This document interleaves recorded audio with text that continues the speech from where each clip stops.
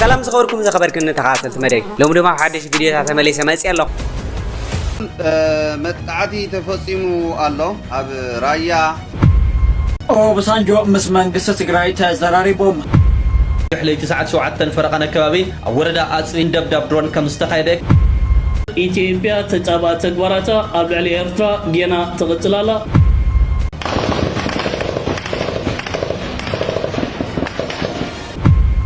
ስለዚህ ኦባሳንጆ እየተላከ ያለው ሊደርሺፑ ያለበትን ቦታ በትክክል እንዳያሳይ ተፈልጎ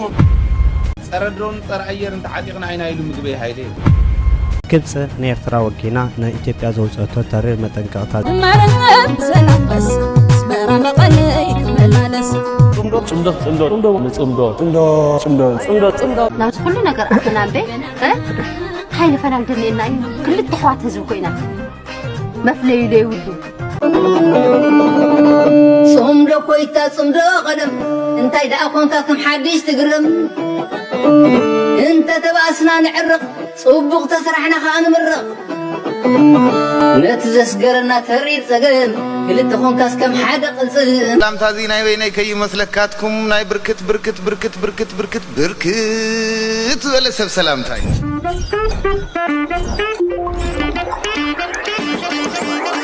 زغاز حدش ندحر خاينكم سبسكرايب غاركي ترسعنا ولا سلام كأني يوردل سلام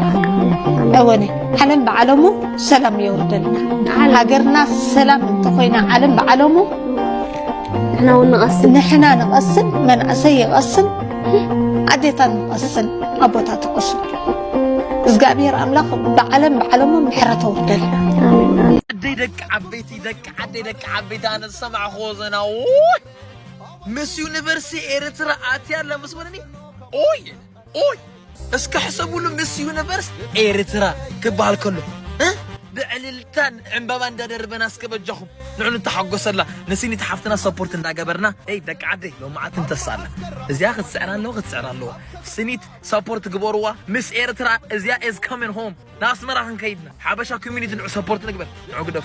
ازيا فيديو لايك شير كومنت انداغبرنا ريبوست انداغبرنا اسكا بالمليون ايكون بليون نصح يا شيخ احنا من ساعات ددخلنا ابزناتنا عدمه أبوتاتنا زت أمالق وبوليتيكا حين تفادينا ينحنا خفينا تجفتفنا هذا جن زمان سيد ناقح بعلو وعلو كنت حقاقف ترد خاندو دم كلاجا قصد أمبر دم كفاس سينا ترد خاني إرترابيان صاحبون أحواتنا يوم بزعوات حلفة نتفادينا أبدم كنبر منامن تسعر سبات عين فقرا ينحنا عين قورون بك عين قورون هذا حلفة حالفي وكافدي نايز حلفة حين تفادي دحرق زيك عكا حنا كفودي دحرق زي أو عين نبريحنا أو عين نبرن من حاونا من قوانانا من حاونا خوينو لنا جيجا فتصوموا من خو نايزل العالم صلعنا فلنا نفلت مناسيات خوينا بعلنا نوعنا نتحقق نتحالل لينا عبزنا جرز عنقفات خون كأ بقى ادوا لكم إن نحلف بجامنا بس جورنا يسألنا طريقناكم نحلف تودي إثيوبيا وين خوين نحنا تجارب ما تيجي نجركا يمنا الوش ما رحتنا إثيوبيا من تجاربنا تجددنا أنا إثيوبيا من كل خون تجددنا عرنا عملنا تزي خوينو عند لين هذا بسنا هاجر قبل تردي خان هاجر قبل هاجر أبزيو بزن يفكر هاجر إذا أديتنا تسلم زخدنت ذا أريمن هاجر مسحواتنا نعو كل مسألة عمت كوتا جار شفتفهم نعول وملا برز خفتت أريمن مرحي قدينا كنا هسه جمر عدنا نقدر تزي كوينا ماتي فوتنا نقورن من إسي تجراين من إسي إرتران جن بسنا لبونا أو بسلسلة زخانة بكل نجار وين ججنا في الدخانة كعب حذي تجين الناتو بفرق تأميرو كنبر ترحي يخللو جين الناتو أو تصبغ نجار كنا تفعلو بعلن وعلنا تدامي ججنا خانة يخل خلاص دك حنت ما هتسألنا ما نمسك فلالينا يخلي ما نم مالتيو أستوعب من إسي مالتي أستوعب حذ ناي سنت حلفي كتعوتي أفلتي خلاتنا دستنا كنجلسنا أبغى أصلي هو تناجن إذا خلت من إسي زي كنت حقق فطرة يدن هو جن النوت بحدا خوينو كسرحوا لي يرقبوه كنت حاجة جيز يرقبوه ما كنت حاجة يرقبوه كدقة في يرقبوه دم كلاجا جس العنبر دم كفاسس يقول لي كان دحر حدي حين كفدي بهالنجار يلي زين خلت الديتات نتحقق قفا عدمنا عدد ما أسمر ما قالنا ولا كنبرع تمنتنا إذا لا أبيد من إسيو أبيد أرب تتايقوني سلام كلكم thank you so much كلكم دلي بس أقاطعمي CI Talk fan votes number 1 سلزقنا CI Talk number 1 votes مخان مالت قا one of the top 10 ناي CI Talk بلج أنا موساد يزتك so كم بمقبرنا CI Talk مالت voice of change اتي ناتكا project اتي ناتكا ኣድቮኬት ትገብረሉ ዘለካ ፕሮጀክት ብልጫ ተወስደሉ ሽልማት ተወስደሉ at the same time ካኒ ናይ ገንዘብ መተባብዕነት ናትካ ፕሮጀክት መበገሲ ይኹን ወይ ንተኣምነሉ ሰፖርት ትገብሮ ቻሪቲ ዶኔት ትገብረሉ ማለት እዩ so ከምኡ ንክንገብር ነቲ ናትና voice of change ቀዳሞት ንክንወፅእ ስለ ክትሕግዙ ንፅናሕኩም ስለዝገበርኩም ቮትስ ኩሉ ምትሕግጋዝ ብጣዕሚ appreciate ዝገበረኩም but again the reason why a voice of change ክትፀቅፅ ዝፅናሕኩ ሓደ ነገር I know ኣብ ምንታይ በፂሕና ኣለና ቀዳሞት ኢና ካልኦት ምርኣይ ስለ ዘገድሰና and that has been a good መተባብዒ ወይ ዝደፍእ energy ኮይኑና ንዓና more vote ክንገብር ድሓር at the same time ከኣኒ أنا بزود الدرزات أخوة personally بجكاتي إرتاح سماخة تطوع it's also because إزناتي project is very close to my heart ودرك أي تعوت طبق ريزالت كريلو زدلي زبهكو نقر سلسخونه بشمك وداد بملك عكات رائخة بشلمات وسيدكا تراي زي كونس اتناتي project تركوم كهلوه لو تخلوه تصلوه خلوه سلازدلي نعي السوء يوتو مخنيات مساتف يينيرو so بوخ عوات نعي اثنين صلوت at the same time كأني it's the issue see تناي down syndrome ولا ناي special needs ناي امراسن كلنا زلوهم هتسانا تاب تمرتي كتابة بعوخ حقوزو it's something كلاين عدنا زدلينا كلاي ومولو أفريقيا زدليو كلاي مولو عالم زدليو أقدس نقر سلازخونه أبقوم ساي حبيركم كتسرعوا مصنحكم بالتعمية زي ما سكنكم again كان بحدش clarify كله سعرتني إردرا وموت يا بايزي كاس قدم جميل أنا عزبومي سعرت موت يا نعوم أي فتواني سلازي هاي خاطفلهم بقى وسيدكم وارلكم وانش أنا سكونيا سعرت خافتو لحد يرتا وقمرك تقبر مرك بقى أي فتوني سعرت جبها لجا دس أرنا سيتا العلنا بس دفع حقيتو بلنا واو دفع حقيتو بلنا ناي سنيت حافتنا يالا فرصة كلها بستقالنا مثلا نكون نقبط عشر لولو 10 معات تريفولو كلاتكم عمل عالم تنورو تخاطات سوشيال ميديا امسغون لي بتعمي بشم سنيت حافتنا نو كلاتكم تغارو زما بستدي ويكا قرتي كم ابنت زقربلكم دارغا بزحات محبراو نطفتي اب تيك توك انا سلازينطف ግን بزحات كاسري دوملي بتعمي دسلني كمسغنكم سلازلني كله تخاطات سوشيال ميديا نزي سناي تغبار اب كومنتي خمسغنو بتعمي حناون اب تغبرو نغرا نتحجاجز ازي زلينا باقع متحجاجز ابسناي ነገር ኩላትና ኢደ ኢድካ ብምባል እንድሕርዳኣ ሰላም ፈጥርና ከባና ዝሕይል ወላ ሓደ ዝዓለም የለን ትማለ ንደርግ በሐሳብ ኮይና ድስዓርና ሕብረተሰብ ስለዚ ነትናይ ቀደም ሕማቅ ነገራት ብሒፍና ከምዛ ዘለና ኢዱን ጓንትን ኮይና ክንሰርሕ ክንክእል ኣለና ኣብ ዝኾነ ነገር ከዓ ኤርትራዊ ምስኹም ከም ዘሎ በዚ ጋጣሙ ክሕብረኩም ይፈቱ ክቡራት ተኸታተልቲ ተጋሩ እዘን ቪድዮታት መፅናን ዘሎ ውሕዳት ከም ኣብነት ማለት ብሽም ኩሎም ኣብ ማሕበራዊ ሚድያ ትነጥፉ ብዙሓት ይኹም ብፅሑፍ ይኹን ብቪድዮ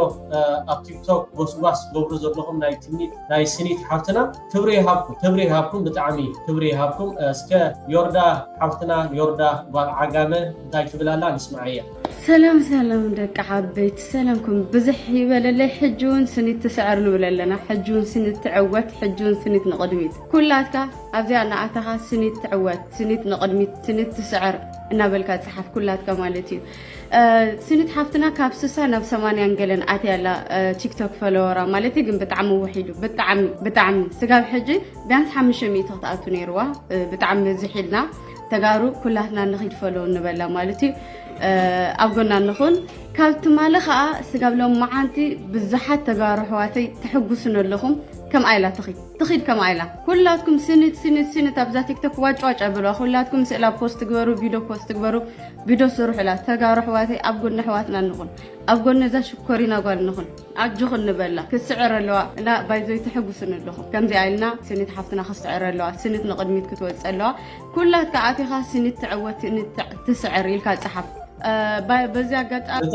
بتعمي يوردا قال عقامه بتعمي كبرت خبرت هابكي نعمتها خانس قصت ورادرمون احنا باقا تعاطينا نعاف نمرد مالتي اي هوب نعمتها خانس ورادرتي ناي ميس وورلد ناي كجنا مالتي مسينيت وين كن بحساب الريكن كا بتعمي كبرت هابكي ካብቶም ጸሎቲ ኣብ ማሕበራዊ ሚድያ ይርአ ስለዚ ከምዚኣ ተልየና ዮርዳ ዝሓለፈ ውሕዱ ሰዶ ብፍላድ ብዘይፍላድ ኩላትና ኣቢልና ነርና ክንኾን ንኽእል ኢና እዚኣ ንዕና ተጸብቐና ክብረት ሃብኪ ታይሞ ኩላትኩም ተኸታተል ሶል ሚድያ ካ ኣብ ኮመንት ጽሓፉ ማለት እዩ ነዚ ዘይፈቱ ሸይጣን ጥራሕ ያ ወላ ሓደ ምክንያት ከተምጻሊ ትኽእል ኢኻ ክብረት ሃብኪ ከምዚ ጊዜኣ ወፍያ ታታ ወፍያ ከምኡ ካብ ትግራይ ኔትወርክ ስለ ዘሎ ማለት እዩ እቲ ናይ ኢንተርኔት ካብ ትግራይ ከይተረፉ ዝሰደዱለይ ሰባት ኣለዎ ማለት ዛስዋ ያለው ማዓንቲ ናይ ምስጋና ንኩላትኩም ንመን ገዲፍካ ንመን ክትፅውዕ ከም ኣምነት ዘምፃኩም ዘለኹ ዳ እምበር ንመን ፀዊዕኻ ንመን ክትገድፍ ከምዚ ትብሎ ዘላ ጸለውቲ እዮም በዓል ዮርዳ ፈለበልዋ ተኸታተልዋ ኤርትራውያን ካ ይሕዋት ብድሕሪ ሕጂ ፈታዊና ፀላኢና ንፍለ መን እዩ ኣብ ጎንና ኮይኑ ኣብ ፅቡቕና ድዩ ኣብ ዝተፈላለየ ነገራት ከምዚ ነገራት ክገብር ከሎ ፅባሕ ንጎ ዮርዳ ትወዳደር ኮላ ሓፍታርያ ትወዳደር ሓዋዲ ትወዳደር ንዕጠቕ ኣብ ኤስት ኣፍሪካ ሱዳናውያን ክወዳደሩ ከለዉ ንዕጠቕ ኣምሓር ክወዳደሩ ከለዉ ንዕጠቕ ተጋሩ ክወዳደሩ ከለዉ ንዕጠቕ ጅቡቲ ክወዳደሩ ከለዉ ንዕጠቕ የመናውያን ክወዳደሩ ከለዉ ንዕጠቕ ካብኡ ናብኡ ሳሎ ብትኸባቢ ኸማ ኤስት ኣፍሪካ ተዓዊታ ክበሃል ከሎ ሰናይ ስለዚ ዮርዳ ብጣዕሚ ብልቤ ዘመስግነኪ ክሳብ መጨረሻ ከዓ ከምዚ ኣገር ክትቅጥል እያ በዓል ሙሉእ ተስፋየ ክብረት ሃብኪ ብጣዕሚ ክብረት ሃብኪ እንኩም ብዙሕ ይበለለይ ለማዓንቲ ሒዘ መጽእ ዘለኹ ብዛዕባ ስኒት ሓፍትና ኤርትራዊት ኣፍሪካ ወኪላ ብዓለም ደረጃ ናይ ሞዴል ውድድር ትገብር ዘላ ሓፍትና ኩላትና ኣቲና ቦት ንግበራ እንምረፃ ከመይ ጌርኩም ቦት ከም ትገብሩ ኣብዚ ከቕምጠልኩም እየ ብኡ መሰረት ኣብ ጉግል ከይድኩም ቦት ትገብርዋ ማለት እዩ ስኒት ሓፍትና ክስዕር ኣለዋ ግድን እዩ ክትስዕር ኣለዋ ኩላትና ኣቲና እንረባረብ ብዘይ ግድስ ኤርትራዊ ትግራዋይ ኩላትና ብሓደ ኮይና ተረባሪብና ስኒት ሓፍትና ክስዕር ኣለዋ ስለዚ ምርጫና ስኒት ይኹን ኣብ ጎና ንኹን ኣብ ፌስቡክ ከይድኩም ከዓ ኣብ ቲክቶክ ከይድኩም ፈሎው ሕተትዋ ስለዚ ስኒት ትስዕር ስኒት ሓፍትና ኣብ ጎና ንኹን ከምቲ ቅድሚ ሕጂ ኤርትራዋን ኣብ ጎንና ዝኾኑ ንኣዶናይ ሕጆና ንሕና ተጋሩ ኣብ ጎኒ ኤርትራዋን እንኹን ኣብ ጎኒ ዝሓፍትና ኮይና እሳ ንኽትምረፅ እሳ ንኽትስዕር ኩላትና ቦት ክንገብር ኣለና ስለዚ የቕኒለ ሸር በልዎ ዮርዳ ክብረት ሃብኪ ኣብ ሂወትኪ ዓወትን ኣሳልጦን ሙሉእ ቅሳነት ንምንየልኪ ኣብ ትገብርዮ ስራሓት ከዓ ኣብ ጎኒ ክለና ኩላትና ኤርትራውያን ያላ ኮመንት እንዳፅሓኩም ወዲ ቢተው ካብ ትግራይ ወዲ ቢተው ከም ትሪኦም ዘለኹም ንስኒት ሓፍትና ኣረጋይ ቢተው ኣብ ማሕበራዊ ሚድያ ካብቶም ፍሉጣት ኣብ ፖለቲካ ዝነጥብ ኮይኑ ስኒት ሃብታ ተዓዊታ እንቋዕ ደስ በለና ብል ኣሎ ዋ ኣረጋ ሓወይ ዕድመን ጥዕናን ሃብካ ምስ መሳርሕትኻ ከይተሓለልኩም እሞ ኣብ ትግራይ ኮይንኩም ድምፂ ንስኒት ትኾንዋ ዘለኹም ብጣዕሚ ሓቦኛታት ኢኹም ክብረት ሃብኩም ደቂ ክቡራት ስለ ዝኾንኩም ክብረት ሃብኩም ወዲ ቢተው ነፍሲ ከምኡ ከዓ ሚክ ትግራይ እዛ ሓፍትና ከምኡውን ኩላትኩም ተኸታተል ሶል ሚድያ ምስጋና ኣብ ኮመንት ጻሓፉ ደቂ ጽምዶ ንስኒት ቮት ግበርዋ ኣካውንታ እውን ብዙሕ ተኸታሊ ክህልዋ ስለ ዝግባእ ንኣትኹም ፈሎ በልዋ ኢኹም ኣፍንጫ ክህረም ዓይኒ ይነብዕ ሰብ ናብ ሰቡ ዝብእ ናብ ገረቡ ስኒት ንቕድሚት ትምርሽ እያ ዘላ ፎርሳ ተኪሽ ብጣዕሚ ካብቶም ኣብ እስራኤል ዝቕመጥ ወዲ ሕሞራ ኣብዛ ቀረባ መዓልትታት ከዓ ምስ ስድራ ቤትካ ተሓቋቒፍካ ኣብታ ትናፈቓ ተወሊድካ ዝዓበኻላ ሕሞራ ገጽ ንገጽ ምስ ወለድኻ ክትረአ ብዙሕ ናፍቆት ከም ዘለካ ማለት ኣብዚ ማሕበራዊ ሚድያ ክትፅሕፍ ርኢካ እሞ ኣጆኻ ዝሓለፈ ውሕድ ምሰዶ ተኪሽ ነብሲ ብፍላጥ ብዘይፍላጥ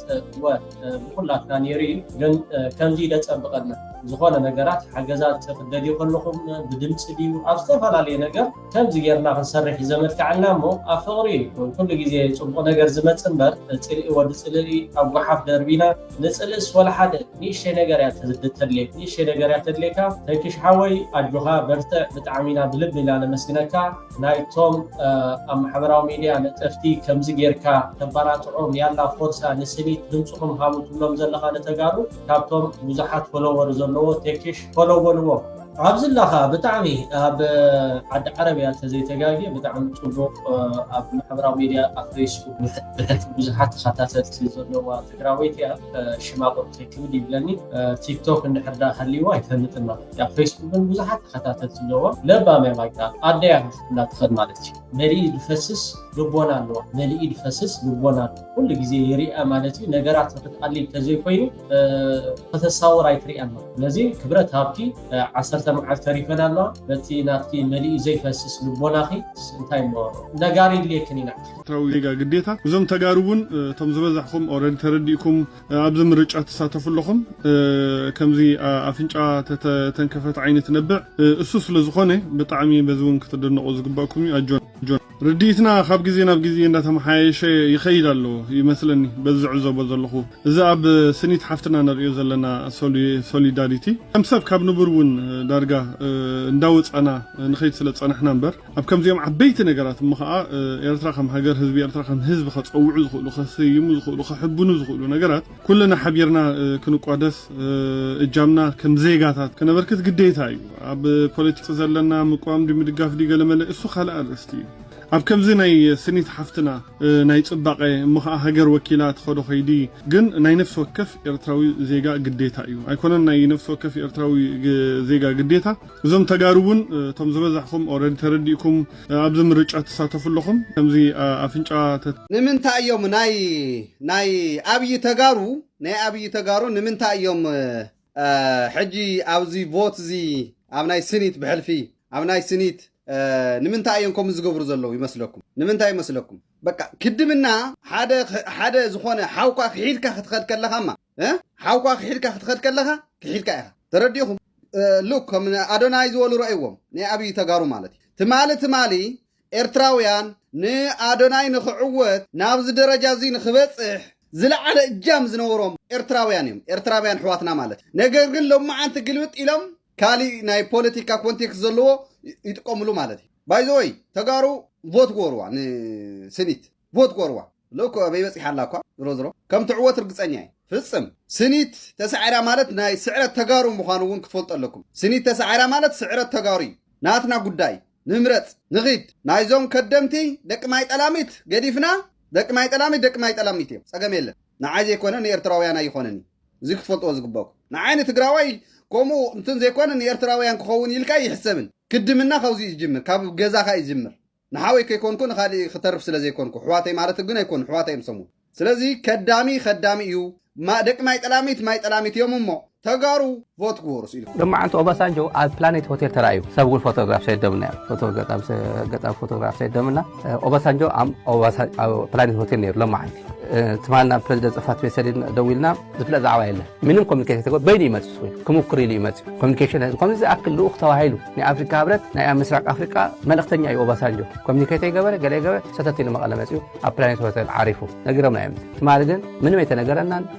ይመጽን ፎቶ ዘዓባ ይብልና ኮሚኒኬት የተገበራል ተመጸ ጸገም ይውልን ጸገም ምክንያቱም በዲፕሎማሲ አይተምጸነ ይባል ይምጻ ግን ሶፋር ግን አይተነገረና ይለምና ንሽምግልና ይመጽ ብርሃኑ ጁላ በቃ ኮማንዴና ከደብሶ ሚና ይብል ታየ እዝቀ ስላሴ ታየ ፕሬዝዳንት ታሊባን ሕወሓት ከም ታሊባን ይልዎ ታሊባን መንግስቲ ነይሩስ ጫካ ወሪዱስ በቃ ብቸኛ ካብ ታሊባን ቀጽልስ ሕወሓት ይልዎ አይፈለጠን በር መንግስቲ ኮይነ ትግራይ ሕወሓት መንግስቲ ይኮነ ትግራይ አቤት ምኽሪ ቃለ መሓላ ፈጽሙ እኮ ናይ ደብረጽ መንግስቲ ይኮነ እንዴው ትግራይ ዘሎ አይፈለጠን ማለት ወይስ ፌደራል ጥራሕ ካ መንግስቲ ተኸውን መንግስቲ ናይ ቀበሌውን መንግስቲ ይኮ ናይ ወረዳ መንግስቲ ናይ ክልል መንግስቲ ታየ በዓቅሙ ንትግራይ የንቋሻ ታሊባን ይልዎ توانا تلاقي ناي حوحات زنبره توانا خدي مع تغني امحانيا مدب تمال نغيرنا ينا بس زاري مالين مسنيا قبل مسناك زعم عازف لك نسي مسفن بقي حيزو غزا زبارو سي مسفن بيرو وي تاخغبر بقي اسكالي مسي حلو عود امه بقي يوم عود امه تيمبر انا كو يزول تكا دموسكو انا يزول كاراخا انا يخو كان تخوين انا يزول انا يخو كاز امبر سخامي كا بقي تغزا ليلو شي حسكا يوصايلو كومني انا ساتيم كل عامات كل كندي عامات امباسادر لوس انجلس جبسي منستر رئيتا خوين دايركتور جنرال خوين كل عامات اገልገለ ሶክሶክ ናበለ ዝነበረሰብ ድሓር ታሊባን ይድወል ሕወሓት ታየ ማለት ፕሬዝደንት ዝነበረሰብ ሕዝቡ ኣይመ ፕሬዝደንት ለህዝብ ከመቦ ኣክት ክገብር ዝግብኦ ከም ፖለቲከኛ ዘይኮንስ ከመቦ ከምዚ ዘላግፀልካ ማንም ሰብ ዘላግፀልካ ይፈልጥ ታየ ምፅእ ሰብ አዲስ አበባ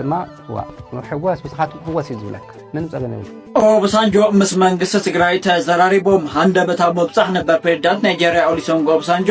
በዘይተተሓዘ ቆጠሮ ናብ መቐለ በመምጻእ ምስ ፕሬዝዳንት መንግስቲ ትግራይ ተማላዕተ 8 ሓሰኽ 2018 ዓ.ም ከም ተዘራረቦ ቢሮ ጉዳያት ኮሙኒኬሽን ትግራይ ገሊጹ ምስ መንግስቲ ፌደራል ዝርርብ ንምጅማር ናይ ኢኮኖሚ ዕፅዋ ምልዓል ወታደራዊ ክባ ምቁራፅ ላዕላዊ ግዝኣት ትግራይ ናብ ንቡር መምላስ ተመዛበልቲ ከምኡውን ሕጋዊ መንነት ህወሓት መምላስ ቁልፊ ምዃኖም ተገሊጹ እዩ። ኦባሳንጆ ምስ መንግስቲ ፌደራል ተዘራሪቦም ኣብ ሓደ ክልተ ሰሙናት ክምለሱ ከም ዝኾን ድማ ተገሊጹ እዩ። ትግራይ ንትርጉም ዘለዎ ንጹር ናይ ግዜ ገደብ ዘለዎ ብዓለም ለኸ መዳርግቲ ዝሕገዝ ሰላማዊ ዝርርብ ንምግባር ኩሉ ግዜ ድልውቲ ምዃና ድማ ተገሊጹ እዩ። ስለዚህ ኦባሳንጆ እየተላከ ያለው ሊደርሺፑ ያለበትን ቦታ በትክክል እንዳያሳይ ተፈልጎም ሊሆን ይችላል እንጂ በመሰረቱ በዲፕሎማሲ የሚመጣ ውጤት አለ ብሎ ብልጽግና አስቦ ላይሆን ይችላል። ኦባሳንጆን የሚቀበለው አካል ማን ነው? የት ነው ያለው ሊደርሺፑ? ስለዚህ ኦባሳንጆ ቢሳካለትም ባይሳካለትም ሊደርሺፑን ታርጌት ለማድረግ ግን መግቢያ መንገድ ይሆናል ብለ ግለሰቡን እነዚህ ሰዎች እንደመከታተያ ትራኪንግ ቱል ትጠቀምበታለህ ማለት። ስለዚህ ኦባሳንጆ ገንዘብ ይከፈለዋል። በአንድ መንግስት በአንድ አካል በኩል ባለ አካል የሚከፈለው ሊሆን ይችላል። ግለሰቡ አመራሩን እየሄደ ለማግኘት ጥረት ያደርጋል። አመራሩ የሚያገኘውን አመራር አይተ ከሆነ በጣም ውስን ነው። ኢንክሉዲንግ ማሲንጋንም ለማግኘት ቶፕ ሊደርሺፑ ሳይፈቅድ የቀረባቸውን ጊዜያቶች ትመለከታለህ። እነዚህ ሁሉ በርካታ ሴኩሪቲ ሜዠርስ እየተደረገ እንዳለ ሊደርሺፑ በቀጥታ ምን አይነት እርምጃዎችን እየወሰደ እንዳለ ትመለከታለህ ማለት ነው። በግልጽ የድሮን ጥቃቶቹ መቀጠል ለኔ አብይ አህመድ ኦልሬዲ ጦርነቱን በስፋት እያካሄደ ነው። በዛ በኩልም እነዚህ ጦርነቶችና እነዚህ የሚደረጉ የድሮን ድብደባዎችን በተመለከተ እየተፈጠረ ያለው ናሬቲቭ በአንድ በኩል የውስጥን አቅም በማዳበር በተለይ ደግሞ የውስጥ ድጋፍን ማሰባሰብን ነው። የራስን ሌጂቲሜሲ ለማሳደግ ይረዳል። በሌላ በኩል የኢንተርናሽናል ማህበረሰቡንም ለማሳመንና ጫና ለመፍጠር እድል የሚፈጥር ሆኖ ታገኘዋለህ የሚል ነው። በሌላ በኩል ግን በዲፕሎማሲ ጥረት ይደረጋል የሚባለውን ሂደት ሙሉ ለሙሉ ያጨለመ ነው። በአንድ በኩል ከጀርባ እየተደራደሩ ነው መቼም እያልክ መቀሌ ላይ ድሮን ድብደባ አትፈጽምም። መረጃው አለን። አብይና ህወሓት ከጀርባ እየተነጋገሩ ነው የሚሉ አካላት ነበሩ በሰሞኑ። እነዚህ ሰዎች ግን የድሮን ድብደባውን ጀስቲፋይ ማድረግ አይችሉም። ለምንድን ነው ታዲያ ድሮን ድብደባ የሚደረገው የሚለውን አብራሩ ብትላቸው ሊያብራሩልህ አይችሉም የሚለውን ነገር ልትወስደው ትችላለህ። መጥቃዕቲ ተፈጺሙ አሎ ኣብ ራያ እና ኣብ እንደባጉና ዝበሃል አካባቢ ገጣሚ እንደባጉና እኳ መድፍዕ እውን ይበሃል ኣሎ እዩ። ኣብ ራያ ግን ናይ መድፍዕ ናይ ድሮን ጥቃዓት ወይ ደሞ ደብዳብ ተኻይዱ ኣሎ። ኦልሬዲ አብይ መሐመድ ናብ ሙሉእ ኩናቱን ከምርሕ ስለ ዝኽእል ብሓፂር ግን እተ ውሽጢ ዓዲ ዘሎ ባንዳ ብዘይመጥፍኡ ኣብኡ ኮይኑ እናጠቆመ ኣብዙ ኢለካ እዚ ኢለካ ናበለ ሰራዊት ናብ ዝርከቦ ዋላ ስቲል ሰራዊት ኮይኖም ዝገብርዎ ዘለዉ ኩሉ እዩ ዝፈልጥ። መንግስቲ እርምጃ ይወስድን ዘሎ አብይ መሐመድ በቃ ኩናት ጀሚሩ ወይ ኩናት ተጀሚሩ ብአብይ መሐመድ ኩናት ተጀሚሩ ጸኒሑ ኣሎ ካብዚ ጅምር ሰብ ህዝቢ እናተወደ ክሳብ መዓዘ ኢኻ ከምዚ ኢልካ ክትፅበ እንድዒ ኣነ ኣይደን ነው። ኣብ ናይ ዘዋደው ኣጋጢሙ ዘለና ለማዓንቲ ድሮን ደብዳብ ብዝኾነ ይኹን ኣጋጣሚ ወይ ብዝኾነ ይኹን ምክንያት ኣብ ልዕሊ ሰራዊት ትግራይ ንብረቱን ኣፅዋርን ትካላቱን ዝበፅሕ ጉድኣት የለን ጥራሕ እንተይኮነ ሰብቲ ከባቢ እውን ምንቅስቃስ ሰራዊት ትግራይ ይኹን ኣፅዋራቶም ኣይነበረን ዝብል ብግልፂ ግን ኣብ ልዕሊ ንፁሓት ተጋሩ ሓረስቶት ብቐጥታ ይኹም ተዛዋሪ ምስ ናይ ሰራዊት እንቅስቃስ ምንም ዓይነት ምክክእ ዘይብሎን ግን ሎማዓንቲ እንደገና ንፁህ ደም ተጋሩ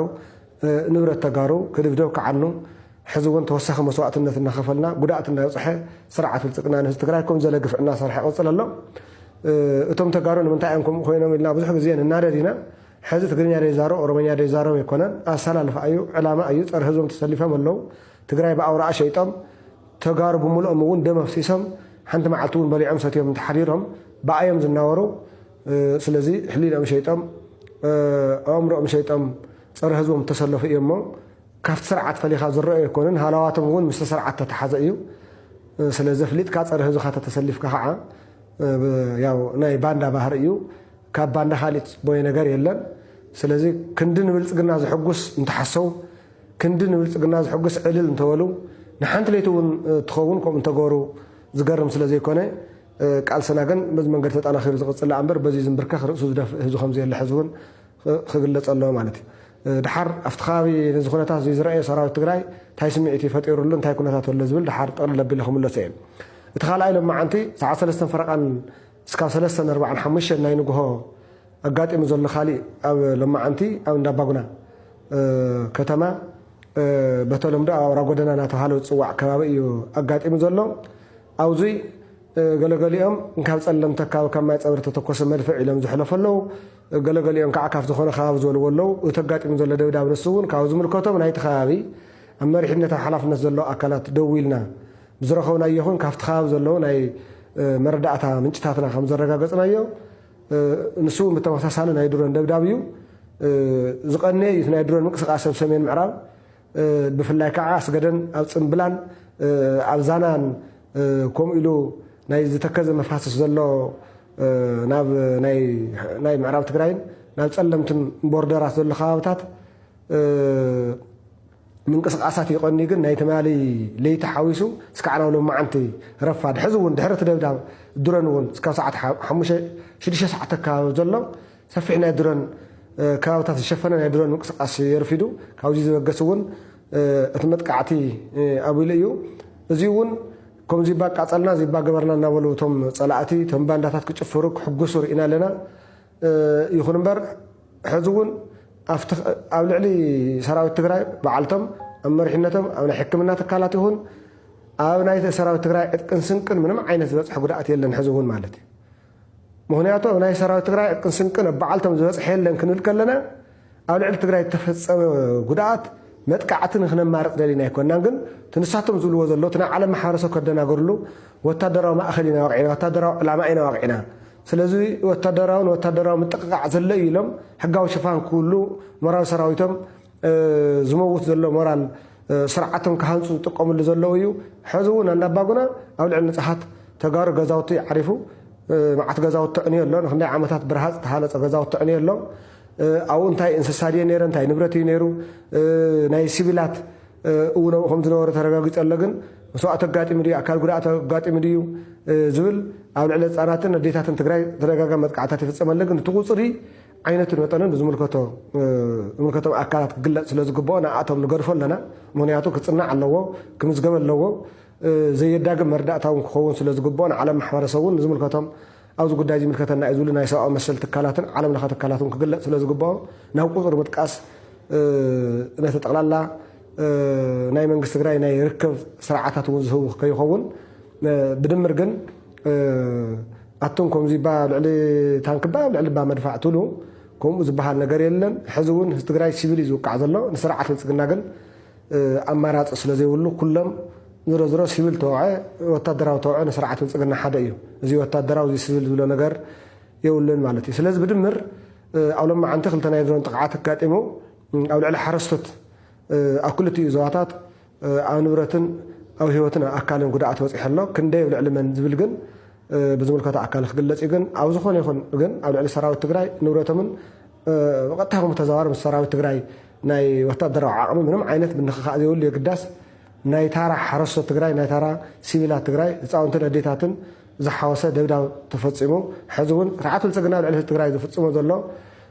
ናይ ጀኖሳይድ ብነፈርቲ ሓገዘ ናይ ጀኖሳይድ መጥቃዕቲ ሕዚ እውን ይቕፅል ምህላው ናብ ሎማዓንቲ ዕለት 19 ወርሒ 12 2018 ዓ.ም ዘውግሕ ለይቲ ሰዓት 7 ፈረቓን ኣከባቢ ኣብ ወረዳ ኣፅቢ ንኣንፈት ምብራቕ 5-6 ኪሎ ሜትር ርሒቑ ኣብ ዝርከብ በሊጋ ዝተባሃለ ቦታ ኣብ ሱር ኮንስትራክሽን ደብዳብ ድሮን ከም ዝተኻየደ ካብቲ ቦታ ዝርከቡ ተኸታተልቲ እዚ ሚድያ ሓቢሮምልና እዮም ናይ ግልን ናይ መንግስትን ሚድያታት ብምልአን ፀረ ድሮን ፀረ ኣየርን ተዓጢቕና ኢና ኢሉ ምግበይ ሃይለ ይብል ሰይገበረ ኣለዎ ኢሉ ኖርማል ኣለና የብልናን ይበለን ኣለና የብልናን እንተበለውን ዝጋነን ነገር ኣይኮነን ተጋራላይ ኮይ ኣዛዝ ኮይ ሓላፍነቱ እዩ ባይዘ ወይ ከምፅእ ተጋራላይ ከምኡ ክዕጥቕ ሓላፍነቱ እዩ ደገን ውሽጢ ዘሎ ህዝቡ ኦርጋናይዝ ገይሩ ንሱ ንክገብር ሓላፍነቱ እዩ ተዘይገብር እዩ ዝውቀስ እምበር እዚ ስለ ዝገበረ ዘውቅስ ኣይኮነን ዘድንቆ ይተዛሪቡ ፀረ ኣየር ኣለዎ ኢና ኣየር ተን ኣየር ንበይነ ይኮናን ተሰሪሐን ደሚሩ ንኤርትራን ትግራይን ክወቂዕ እንተኢሉ ኤርትራ ሃገር እያ ኣየር ክትምፅእ ትኽእል እያ ከም ትብልቃ ሓምፂዎን ዘሎ ካብ ካሊእ ሃገር ክትዋሓዝ ትኽእል እያ ክትልቃሕ ትኽእል እያ ከም ተለቂሑ ካብ ዩናይትድ ዓረብ ኤሚሬትስ ዘምፆ ዘሎ ትግራይ ከዓ ኣይ ንትግራይ ዘይኮን ንካልኦት ሃገራት ጥራሕ ዝተሰርሐ እዩ ፀረ ድሮን ዝበሃል ነገር የለን ፀረ ኣየር ዝበሃል ነገር የለን ፀረ ታንክ ዝበሃል ንትግራይ ይኾንን ክብለካ ይኽእል ስለዚ ተሓቂ ይዛረብ ነይሩ እቲ ዘሎ ትዕዳጋ ዘሎ ይዛረብ ነይሩ ኣብ ሜዳ ማንም ዝፈልጦ ይዛረብ ነይሩ ታንኪ ሒዘ ክመፅእ እንተኢሉስ ፀረ ታንክ ኮሎ እዩ ታንኪ ኢልካ ዋላ እንተዚ ይዛረብካ እምበርተን ታንክስ መንከል እዩ ኣየር ሒዘ ክመፅእ እንተኢሉስ ፀረ ኣየር ኮሎ እዩ ድሮን ሒዘ ክመፅእ እንተኢሉስ ፀረ ድሮን ኮሎ እዩ ይዝብል ነይሩ ኣሎ እዩ ትክክል እዩ ኣለና ይበለን ኣለና እንተበለውን ፀገም ዘለዎ ይኮነን ክንሕዝ ናይ ግድን እዩ ኣብ መኸተ ስለ ዘለና ዝሕፍረ ኣይኮነን እኮ እዚ ከይብሉና ኢልካ እንድሕሪት ትገድፎ ነገር እውን ኣይኮነን ግን ከመይ ሕማም መርዘን ከም ዝኾነቶም ቃለ መሕተት እትርእይዋ ኣብ ኩለን ሚድያታት ኪዱ ብርግፅ ንዑ ቀቲሎሞ ወዲኦም እንዲኦም ነይሮም ሞይቱ እዩ ኢሎም ሓሚሙ እዮም ኮማ ኣትዩ ኢሎም ኣብ መቐለ ዓይደርሲ ኣብ ICU እዩ ዘሎ ኣብ ናይ ኢንተንሲቭ ኬር ዩኒት እዩ ዘሎ ኣብ ICU ኣትዩ ኣብ ኮማ ኣትዩ ኣሎ ኢሎም እዮም ኢትዮጵያ ተጻባ ተግባራታ ኣብ ልዕሊ ኤርትራ ጌና ትቕጽላላ ትማሊ መርበባት ሓበሬታ ናይቲ ሃገር ብፍሉይ ምስ ሚኒስተር ጉዳያት ወፃኢ ናይቲ ሃገር ምትሓዝ ዘለዎም ኢትዮጵያ ሓድሽ ካርታ ትሰርሕን ተዳሉን ከም ዘላ እዚ ኢትዮጵያ ትሰርሖ ዘላ ሓድሽ ካርታ ብባይቶ ወከልቲ ህዝቢ ናይቲ ሃገርን ዕሸል መራሒ ናይቲ ሃገር ዝጸደቐ ከም ዝኾነ እዚ ካርታ ወደብ ዓሰብን ኣፍ ደገ ባሕርን ዘጠቓለለ ከም ዝኾነ እዮም ሓበሬታታት ዝዝርግሑ ዘለው እዚ ሕጂ ዝዘርጋሕ ዘሎ ከምዚ ዓይነት ሓበሬታ ብሃብርን ካብ ዜሮ ዝተበገሰ ኣይኮነን ስርዓት ብልጽግና ኮነ ኢሉ ብመንገዲ ማሕበራዊ መራኸቢታት ኣቢሉ ኣብ ልዕሊ ህዝብን መንግስትን ኤርትራ ዘካይዱ ዘሎ ተጻባይ ምንቅስቓሳትን ናይ ፕሮፓጋንዳ መሳርሒታትን እዩ ብልጽግና ኣቐድማ ኣቢሉ ቅድሚ ናብ መራኸቢታት ምምጻእ ኣፉ ከፊቱ እቲ መንግስትን መራሕቲ ናይቲ ሃገርን ብዛዕባ ባሕርን ኣፍ ደገ ባሕርን ምዝራቦም ብከም በዓል ስዩም ተሸመን ኤርምያስ ለገሰን ካልኦት መራኸቢታቶም ኣቢሎም ብዛዕባ ባሕርን ኣፍ ደገ ባሕርን ክዛረቡ ተሰሚዖም ነይሮም ድሕሪኡ እቲ ስርዓትን ሰበስልጣናቱን ናብ መራኸቢታት ምምጻእ ብተደጋጋሚ ነቲ ነገራት ክደግሞ ተራዮም እዚ ሕጂ ብዛዕባ ሓድሽ ካርታ ኢትዮጵያ ወደብ ዓሰብን ኣፍ ደገ ባሕርን ዘጠቓለለ እናተባህለ ዝወፅእ ዘሎ ካብቲ ሃገር ሓበሬታታት መንግስቲ ናይቲ ሃገር ዝሃንደሶን መንግስቲ ናይቲ ሃገር ነዞም መራኸቢታትን ውልቀ ሰባትን ዝሃቦም ተልእኾታት ከም ዝኾነ ኣረጋጊፅና ክንሕብር ንፈቶ ስርዓት ብልጽግና ነዚ ስጉምታትን ነዚ ሓድሽ ካርታን ዕላዊ ምስ ገበሮ ቀጥታ ኣብ ልዕሊ ህዝብን መንግስትን ኤርትራ ኩናት ምእዋጅ ከም ዝሕሰብ ንምርዶ ዘሸግር ኣይኮነን ብልጽግና ዓቕሊ ህዝብን መንግስትን ኤርትራ እናጸንቀቐ ይርከባሎ እዚ ሓደገኛ ስጉምትን ውሳነታትን እንተዳ ወሲዱ መንግስቲ ኤርትራ እንታይ ዓይነት ስጉምታት ክወስደልዮ ማሕበረሰብ ዓለም ከ ነዚ ኩነታት ኢዱ ጣሚሩ ክዕዘብ ክንከታተሎን ክንዕዘቦን ኢና ማሕበረሰብ ዓለም ከምዛ ቀዲምና ክነቕርቦ ዝፀናሕና ዜናታት ናይ ሱዳን ኣብ ጉዳይ ሱዳን ከምኡኻ ኤርትራ ጸማም እዝኒዩ እናተኸተለ ዝርከብ ብልጽግና ን3 ዓመታት ኣብ ልዕሊ ህዝብን መንግስትን ኤርትራ ብሰበብ ባሕርን ኣፍ ደገ ባሕርን ኩናት ክኸፍት ካብ ዝብል ነዊሕ ኣውፂሩሎ ካብ ማሕበረሰብ ዓለም ባይቶ ጸጥታ ውድብ ሕቡራት ሃገራት ብዓብዩ እቲ ትካል ሕብረት ኣፍሪካን ኢጋድን ካልኦት ውድባትን ነዚ ጉዳይ ዝምልከት ዝኾነ ይኹን መግለፂታት ሃቡን እዚ ስርዓት ስቕታ ናይ ማሕበረሰብ ዓለም ኣሻዲንዎ ሕጂውን ናብ ሓደገኛ ስጉምትን ውሳነታትን ይሰጋገር ኣሎ መንግስቲ ፌደራል ናብ ሎሚ ለይቲ ዘውግሕ ለይቲ ሰዓት 7:40 ኣብ ወረዳ ኣጽቢ ጣብያ ፈለገ ወይኒ ቁሸት መብራህቶም ሱር ካምፕ ተባሂሉ ኣብ ዝፍለጥ ናይ ድሮን ደብዳብ ኣካይዱ እቲ ቁምቡላ እውን መድሊኡ ከይተፈንጀረ ዓሊቡሎ ዝብል ሓበሬታ ረኺብና ኣለና ኣብ ሰሙን መቐለ ሓዊሱ ወረዳ እንድርታ ራያን እንዳባጉናን መጥቃዕቲ ምፍጻሙ ዝዝከር እዩ ግብጽ ንኤርትራ ወጊና ንኢትዮጵያ ተሪር መጠንቀቕታ ከም ዝሓለፈት ተገሊጹ ግብጽ ናብ ኣፍ ደገ ቀይሕ ባሕሪ ንምእታው ዝግበር ጎነጽ ደው ክብል ንናይ ኣሜሪካ መንግስቲ ወኪል ከም ዝሓበረት ተገሊጹ ናይ ግብጽ ሚኒስትር ወጻኢ ጉዳይ በድር አብዱልዓጢ ንኣማኻሪ ጉዳያት ዓረብን ኣፍሪካን ፕሬዝዳንት ኣሜሪካ ብዝሃቦ መግለጺ ካብ ኣህጉራዊ ሕጊ ወጻኢ ናብ ናይ ባሕሪ ኣፍ ደገ ንምእታው ዝግበር ሓቐና ሓደገኛ ምዃኑ ብምግላጽ ክቋረጽ ከም ዝግባእ ኣጠንቂቑ እቲ ናይ ግብጽ በዓል ስልጣን ናይ ኣሜሪካ ምምሕዳር ብዝሃቦ መግለጺ ኣፍ ደገ ባሕሪ ንምርካብ ዝግበር ዘሎ ጎነጽ ናይ ሃገራት ቀርኒ ኣፍሪካ ሓድነትን ሉላውነትን ግዛኣታዊ ሓድነት ክውነት ዝጻረር ምዃኑ ወሲኹ ገሊጹ በድር አብዱልዓጢ ምስቲ ላዕለዋይ ኣማኻሪ ሚኒስትር ወጻኢ ጉዳይ ኣሜሪካ ኣብ ጉዳይ ዓረብን ኣፍሪካን ሙስድ ቦልስ ብቴሌፎን ከም ተዘራረበ ሚኒስትር ወጻኢ ጉዳይ ግብጽ ዘፍለጠ ኮይኑ እቲ ዘተ ፍረስ ተረኸበ ምዃኑ እውን ገሊጹ አባል ሚኒስትር ፍትሒ ገዲም ተጋዳላይ የማነ ዕቁባጽየን ዘርአዮናስ ኣብ መበል 84 ዓመት ዕድሚኡ ብሕማም ተሰዊኦም ኣብ ወርሒ ነሐሰ 1975 ናብ ህዝባዊ ሓይልታት ሓርነት ኤርትራ ዝተሰለፈ ተጋዳላይ የማነ ኣብ እዋን ሓርነታዊ ቃልሲ ኣብ ሃዱታት ኣጋር ከቢድ ብረትን ተዋጋእ ሰራዊትን ከምኡውን ኣብ ክፍሊ ምስናዕ ባትሪ ከም ሓላፊ ክፍሊ ድሕሪ ናጽነት ድማ ከም ኣኽባር ሕጊ ኣብ ዝተፈላለያ ንኡስ ዞባታት ኣኽባር ሕጊ ዞባ ደቡብ ከምኡውን ሓላፊ ምክትታል ኮማውያን ኣብያተ ፍርዲ ዞባ ደቡብ ኮይኑ ንህዝቡን ሃገሩን ብተወፋይነት ዘገልገለ ሓርበኛ እዩ ስውእ ተጋዳላይ የማነ ዕቁባጽየን በዓል ሓዳርን ኣቦ 6 ውልዳትን እዮም ስነ ስርዓት ቀብሩ ድማ ሎሚ 24 ናሕሰ ኣብ መካነ መቃብር ሓርበኛታት መንደፈራ ተፈጺሞም ሚኒስትር ፍትሒ በመስዋዕቲ ገዲም ተጋዳላይ የማነ ዕቁባጽየን ዘርአዮናስ ተሰምዖ መሪር ሓዘን እናገለጸ ንስድራ ቤቱ መቃለስቱን ኣሳርሕቱን ጽንዓት ይሃብኩም ይብል ጽንዓት ሃበና ንመላእ ስድራቤት ጽንዓት ሃብ ነቦና መንግስተ ሰማይ ተዋርሶም نجمع من اسمنتهم كاب 75 كسب زعدت زيا لحزب الهاجر زبرك لما انت بتعمي سبع اسينا حيل ايرنا السودان حيل ايرنا السودان لومي تاريخو 100 كيلومتر ناوشتي ጫት ምእታው ኣብዛ ሓለፈ እዋን ወገን ኩምሩክ ወገን ኣሶሳ ቤንሻንጉል ጌሩ ናብ ሱዳን ከኣቱ ዝፀንሐና ሬሲር ንግዚኡ ካቢት ቁጥጥር ወፃኢ ኮይኑ ድሕሪ ምጽናዕ ድሕሪ ቁርብተይ መዓልታት ኣብ ኢድ ቁጥጥር ናይ ስርዓት ብልጽግና ከም ዝኣተውን ብዙሕ ኣጭዋራትን ክሓልፍ ኣይከኣለን ኣሎ ብጫድ ማለት ብጫድ ብሊብያ ከምኡውን ዝተፈላለዩ ቦታታት ንክእቱ ኣብ ስትንሉ ሓይሊ ኣየር ናይ ግብፂ እውን ዓብ ታራይ ዝፃወት ዘሎ ኣቃሊልካ ዝረአ ጉዳይ ኣይኮነን ብወገን ሊብያ ዝግበር ወገን ጫድ ግን 100 ኪሎ ሜትር ንውሽጢ ብምእታው 30 ካብ ኢትዮጵያ ናብ ጫድ ዝገዓዘ ኣጭዋር ብፕሌይን ከምኡውን ካብ ኢማራት ዳይሬክት ዝኣቱ ዝነበረ ኣጭዋራት በማዓንቲ ሰራዊት ሱዳን ከምዚ ሓምሸሾ 30 ናይ ጽዕነት ተተኮስቲ ኣጽዋራ ድሮናት መድሃኒት ዝተፈላለዩ ንኩናት መሐላ ዝውዕል ማለት እዩ 30 በጣሓት ኣኾምሽ ከም ዝገበረን በማዓንቲ ሰራዊት ሱዳን ሓቢሩ ኣሎ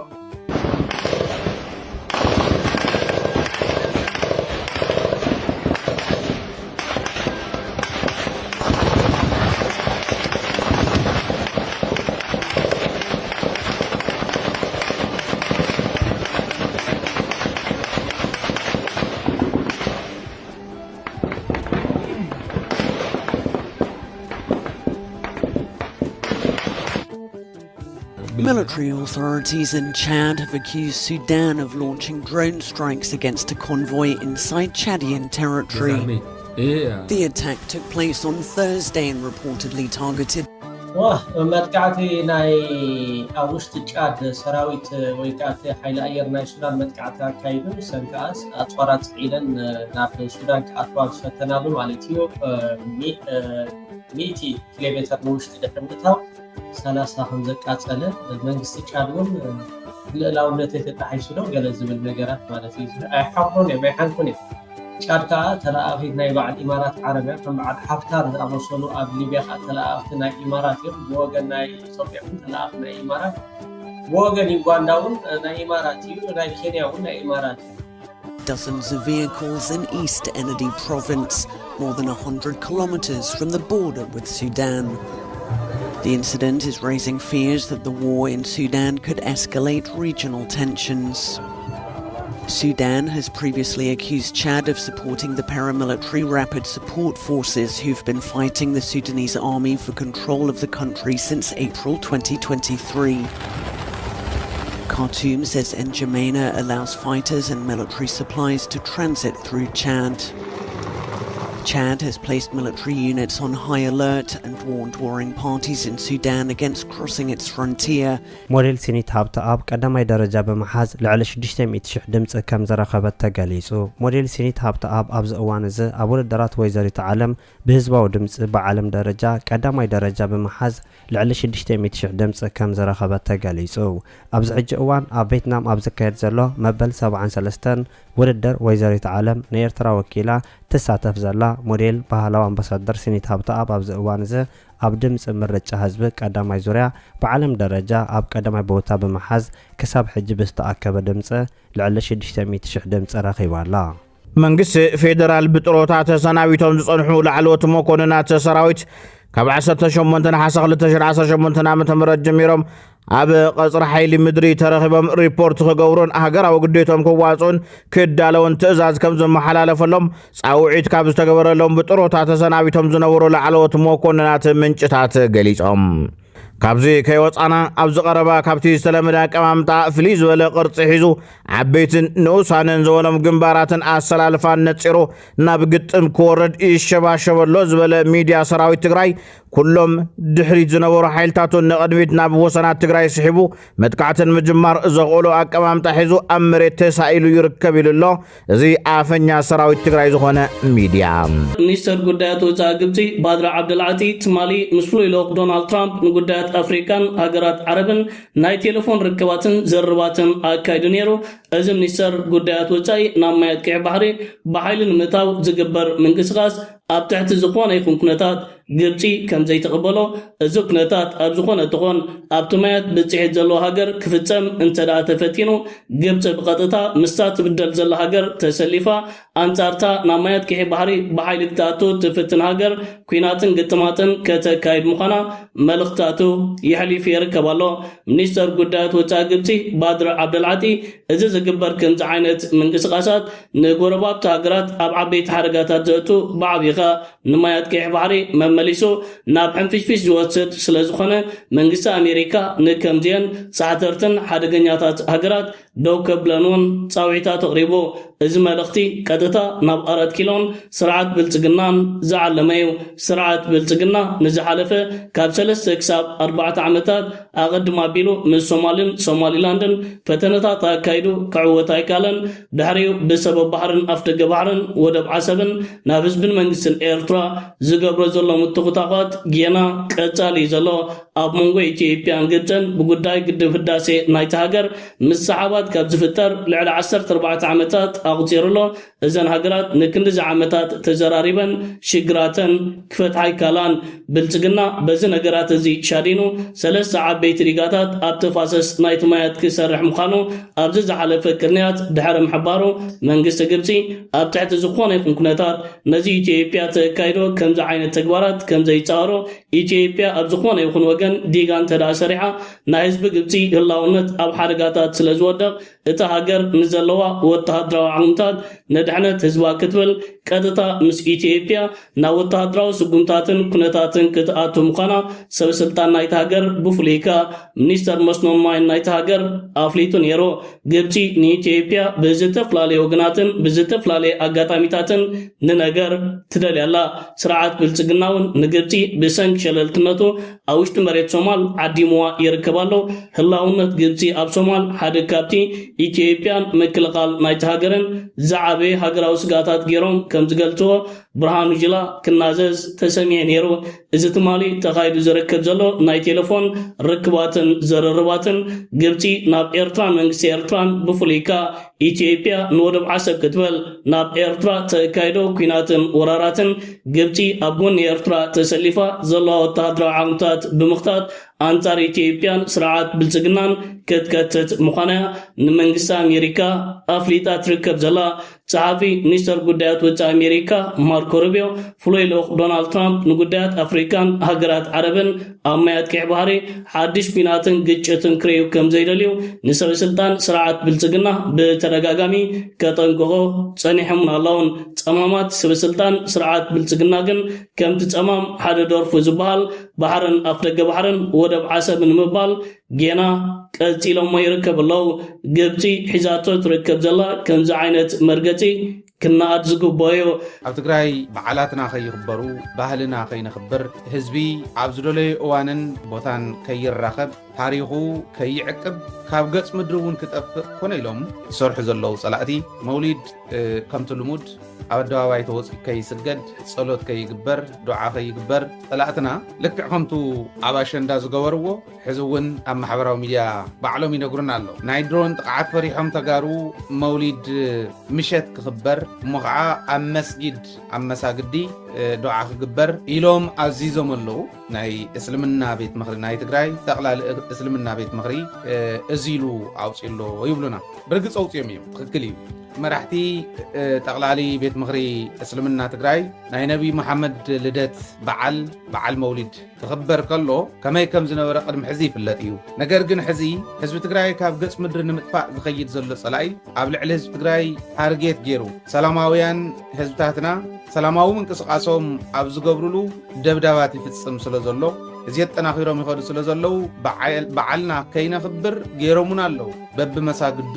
ጸሎት ክግበር ኣዚዞም ኣለዉ። ትኽክል እዩ። ናይ ድሮን ደብዳባት ክግበሩ ይኽእሉ እዮም ተባሂሉ እዩ ብምሸት እውን ዝግበር ዘሎ። ኣብቲ ቅድሚ ሕዚ ዝግበረሉ ዝነበረ እውን ዘይተገበረሉ ማለት እዩ። ስለዚ በዚ ኣጋጣሚ እቲ ጸቢብ እዋን ሓፂር ይዕድሚ እዩ። ባዕሉ ገመዱ እንዳሓፀረ ዝኸይድ ዘሎ ጸላእ ከዓ ስለ ዝኾነ ዘለና ነዊሕ ይኸውንን ሎሚ ከምቲ ማሊ ስለ ዘይኮና ملأ حزب تግራይ አሸንዳውን ባዕሉ ከይኽብር ኣብ ኣደባባይ ኣብ ስታዲየም ከይኽበር ከመይ ጌርና ከም ዝሕለፍና ትፈልጥዎ ኢኹም መውሊድ በዓልናውን ብኣግባቡ ከምቲ ቀደም ከይኽበር ከመይ ጌሩ ንኽሓልፍ መራሕቲ ሃይማኖት እስልምና መልእኽቶም ሕሊፎም ከም ዘለዉ ሰሚዕና ኣለና ንሕና እውን በዚ ንሕልፎ ኣለና ነገር ግን እዚ ንኸይኸውን ብዘላቕነት እውን ኣብ ከምዚ ዝበለ ፍርሓትን ስጋኣትን ከይእትውና ጸላእቲ ንሓደን ንመጨረሻን ግዜ ሓድነትና ጽኒዕና ጸላእትና ክንድምስስ ናይ ግድን ይኸውን ዝብል መልእኽቲ ከዓ ናይ ደደቢት ሎም ማለት ከም ካልኦት መረዳእታታትና እውን ምስዚ ተተሓዚኦም ክኾኑ እዚ ኢለ ናብቱ ናይ ጸላእትና ታሪኻዊ ግፍዒ ታሪክ ዘይርስዖ ግፍዒ ኣብ ልዕሊ ህዝቢ ትግራይ ዝወሰንዎ ውሳነ ሕዚ እውን እንተኾነ በታ ዝወሰንናያ እንተዘይኮነትልና ኢሎም ለይትን ቀትርን ዝፅዕሩ ዘለዉ ጸላእት ኣለውና ትግራዋይ ንምጥፋእ ትማሊ ኣብ ክልተ ወረዳታት ኣብ ወረዳ ጽምብላን ወረዳ ራያ ዓዘቦን ደብዳብ ድሮን ኣካይዶም እዞም ደብዳባት ድሮን ከምቲ ንሶም ዝብልዎ ዘለዉ እንተይኮነ ትማሊ ከም ዝሕለፍናዮ ተመሊስኩም ክትርእይዎ ትኽእሉ ኢኹም ሕፅር ዝበለ ኣፕዴት ሕሊፍና ነርና ትማሊ ከም ዝሕለፍናዮ ኣብ ልዕሊ ህዝብና ኮነ ንብረትና ዝበፅሕ ጉድኣት የለን ነገር ግን ከም ተጋሩ ኣብ መሬት ትግራይ እስካዕ ዝዓለበ ቡምባ ጸላእቲ ተጋሩ ታርጌት ገይሩ ዝመፀ ቡምባ እዩ ኣይተሳኽዕሎምን ብሓይሊ ፈጣርን ብብቕዓት ሰራዊትና ነንበር እንተሳኽዕሎም ነይሩ ሓሲቦሞ ክመፁ ዝኽእሉ ኣብ መሬት ትግራይ ዝድርብይዋ ዓረር ትኹን ትኩስዋ ዓረር ትኹን ዝድርብይዋ ቡምባ ትግራዋይ ንምጥፋእ ዝዓለመት እዩ እዚዩ ኣስተውዒሉ ንዝርኢ ትግራዋይ ተርጓሞ የድልዮ ኣብዚ ዓመት እዚኣ ጥራሕ ካብ ራያ ጀሚሮም ካብ ጫፍ ደቡብ ትግራይ እስካዕ ጫፍ ሰሜን ትግራይ ካብ ጫፍ ምዕራብ ትግራይ እስካዕ ጫፍ ምብራቕ ትግራይ ደብዳባት ፈጺሞም እዮም 14 ግዜ ናይ ድሮን ደብዳብ ፈጺሞም ኣለዉ ቆፂርናዮ ትማሊ እውን የቕርቦኹም ዝነበሩ ናይ ትማሊ ጉድኣት ስለ ዘየብፅሐ ምንም ዋጋ ይንህቦን ክንብል ኣይንኽእል ህዝቢ ትግራይ ሕዚ ቅድም ኢለ ዘንበብኩልኩም ናይ መውሊድ በዓል ከየኽብር እኮ ኸልኪልዎ ዘሎ እቲ ከምኡ ዝበለ ደብዳባት እዩ ኣበይ ከም ዝድብድብ ስለንፈልጦ እዩ ታርጌት ገይሩ ዝኸድ ዘሎ ህዝቢ ትግራይን ጥራሕ ምዃኑ ስለንፈልጥ እዩ ካብ ናይ ቦርደር ራያን ዓፋርን ጀሚርኩም ቦርደር ራያን ዓፋርን ድሕሪኡ ናብ እንትጮ ኣብ እንትጮ ክልተ ኣብ ጸለምቲ ኣብ ቆላ ተንቤን ኣብ ሸራሮ ኣብ ሸረሪና ተደጋጋሚ ተደብደብሉ ኣብ ዋጃ ጥሙጋ እንተሎ ምስ ሚሳይሉ ዝነበረ እዩ ኣብ መረዋ ኣብ እንድርታ ክልተ ኣብ መቐለ ክልተ ኣብ ናይሎም እውን ክልተ እንዶም 15 እዩ ኮይኑ 15 ኣብዚኦም ኣብ ዝተፈላለዩ ከባቢታት መጠኑ ይፈላለ ይኸውን እምበር ጉድኣት ኣብፅሖም እዮም ከምቲ ናይ ትማሊ ዝበለ ጉድኣት ዘየብፅሕሉ እውን ኣሎ እቲ ናይ ሽርሑ መወዳእታ ዝገለጸሉ ናይ እንድርታ ብድሮን ንግሆ ብኣንቶኖቭ ከዓ ምሸት ድሕሪ ሰዓት ማለት እዩ ደብዳብ ዝፈጸመሉ እዋን ተመሊስኩም ኣስታውሱ እቲ ኣየር ተጋሩ ሒዛ ኣሸንዳ ዘኽብራ ተጋሩ ሒዛ ትመጽእ ዝነበረት እያ ደድሕሪኣ ተኸቲላ ግን ኣንቶኖቭ መጽያ ደብዲባ ኸይዳ ራዳራይ ሓዛን ማለት ኣይኮነ ግን ተተተኪሱ ካሊእ ህዝቢ ኣጥፊኡስ ህዝብና ኣጥፊኡ ኣብ ልዕሊ ህዝብና ደብዲቡ ካሊእ ህዝቢ ኣጥፊኡ ዲፕሎማስያዊ በትርና ከሕድገና ዝኸይድ ዝነበረ ጸላኢ እዩ ብዝኾነ እዚኦም ከምዚ እንዳበሉ ክመፁ ከለዉ እቲ ሓደ ደብዲቦም እኳ ስቕ ከይብሉ ብወጥቂዖምና እኳ ስቕ ከይብሉስ ኣብ ልዕሊ ናይ ሕወሓት ኣፅዋር ደብዳብ ተገይሩ ኢሎም ኣፅዋር ሕወሓት ማለትስ ህዝቢ ትግራይ ኢለካ ከምኡ ገይሮም እዮም ዝሓስብዎ ኣብ ልዕሊ ህዝብና ዝገበርዎ ደብዳብ ኣፅዋር ሕወሓት ተሓምሽሹ ይብሉ ኣብ ኩለን ዘውፅዎን ዜናታት እንተሪኢኹመን ናይ ግሊ ሚድያታትን ናይ መንግስቲ ሚድያታትን ዘውፅአን ኣብ ናይ ሕወሓት ኣፅዋር ወቂዕና እዩ ህዝቢ ትግራይ ከም ህዝቢ ከም ዘይርእይዎ ከም ሰብ ከም ዘይርእይዎ ብደንቢ ገይሩ ከረጋግፅ ካሊእ መርትዖ የድልዮ ኣብዚ ዓመት እዚኣ ተገበረት ጥራሕ እኽልቲ እያ ኮይኑ ህልውናኦም ዘረጋግፅ መን ክህሉ እዩ መን ክቕበል من كل من تطفل من بزعت تسمح في من عدل الزمت من هزو كفانا غلو من أبستفانا غلو لا يتقار عدل ما تتسفر إحنا نريد لنا قدفنا زي تقدفنا أنتم مسلنا بحيلنا نرجع قدفنا لنا قدس كابوزين توقع كاس بوزي مليس كهبو خمس بحال 15 جزي ملاليسنا هبنا مالتي 15 جزي إنا تدبديونا 3 ዓመት ለሚናስ ንሱ ኣይኣክልን ኢልዎም 15 ግዜ ለሚኖ ደብዲቦም ሕዚ ትዕግስትና ተወድእ ዝኸድ ዘሎ ይመስል ነዚ እዩ እዞም ገምጋማት እዚኦም ብሓደ ከምፆም ከለኹ እቲ ናይ ሕወሓት መግለፂ ክሪኦ ከለኹ መንግስቲ ትግራይ እውን ከም መንግስቲ ኮሙኒኬሽን ዝሓለፈ ቃለ መሕተት ገብረሉ ከለኹ ዝሕለፎ ነይሩ ተናእሰ 4 ዓበይቲ ነገራት ሕሊፉ እቲ ዝድብድበና ዘሎ ጸላኢ ታሪኻዊ ጸላኢ እዩ ዕላምኡ ህዝቢ ትግራይ ካብ ገጽ ምድሪ ናይ ምጥፋእ እዩ እዚኦም ከዓ 1-2-3 ኢሉ ኣብነታት ተቐሚጡ ገሊጹዎ መንግስቲ ትግራይ ዕላምኡ ነጺሩ ዝመጽእ ዘሎ ብደንቢ ጌርኩም ክትርድእዎ ኢለ ሕዚ ኢትዮጵያ ኣብዚ ደረጃ እዚ ኮይና እያ ተቃለስኩኹም በላዕኹም ትብለና ኣብዚ ደረጃ እዚ ዘላ ዓዲ ተዘይበላዕኹም ክትብል ከላ እንታይ ማለት እዩ ክንሪኦ ክንክእል ኣለና ትምድላዎም ንፈልጦ ኢና አብይ አህመድ ዚ ኢትዮጵያ ላይ ማንም ሀገር ወረራ ሊፈጽምና ከጀመርነው ህልም